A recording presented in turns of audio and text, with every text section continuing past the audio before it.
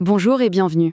Aujourd'hui, on va s'attaquer à une idée absolument centrale en physique, le lien super puissant qui existe entre l'électricité et le magnétisme. On va découvrir ensemble, pas à pas, comment un simple fil parcouru par un courant peut créer autour de lui une force totalement invisible, mais bien réelle, un champ magnétique. Alors, la question qui va nous servir de fil rouge, elle a l'air toute bête comme ça, mais vous allez voir que sa réponse a complètement changé notre monde.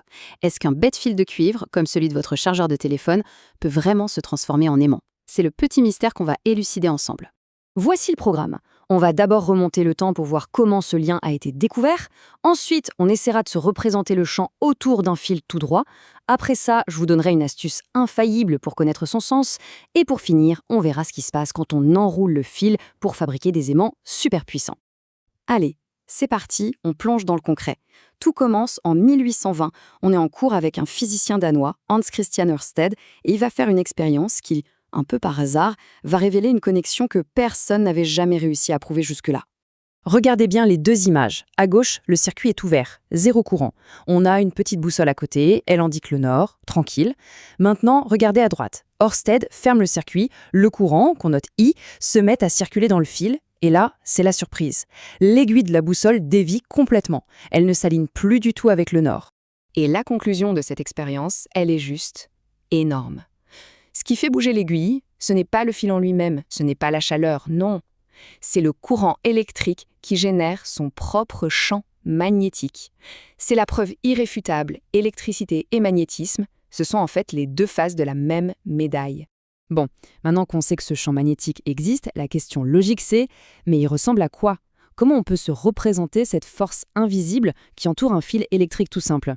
Pour le voir, il y a une super astuce, la limaille de fer. Imaginez qu'on saupoudre cette poudre de fer sur une feuille de carton et qu'un fil électrique la traverse. Dès qu'on fait passer du courant, chaque petit grain de fer agit comme une mini-boussole. Et là, c'est presque magique. La limaille s'organise toute seule et dessine des cercles parfaits, bien concentriques autour du fil.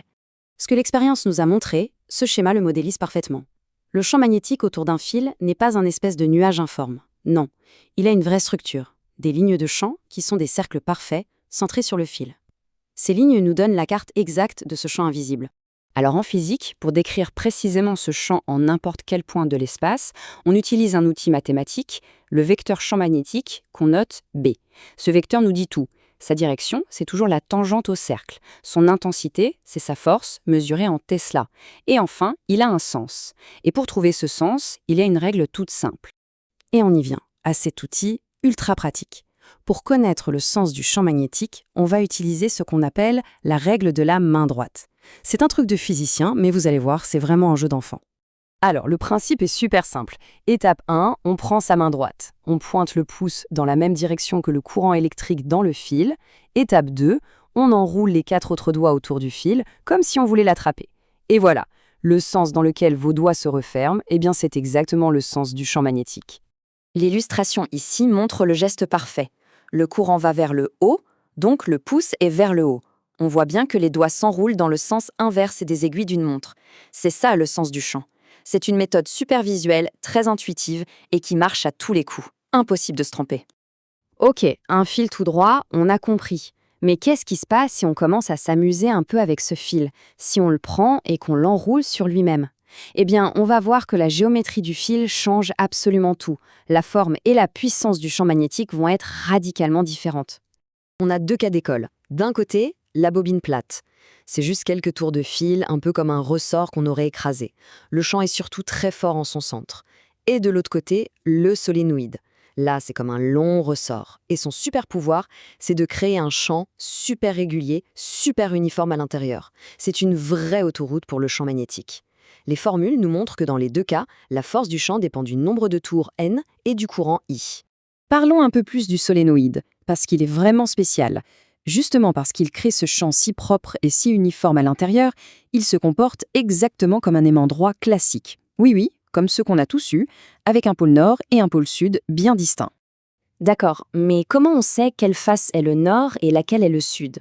Il existe une autre petite astuce mnémotechnique pour ça. On se place devant une des faces de la bobine et on regarde le sens du courant. Si on peut suivre le sens du courant pour dessiner la lettre N, alors c'est la face nord. Si le courant nous fait dessiner la lettre S, alors c'est la face sud. C'est tout bête, mais super pratique.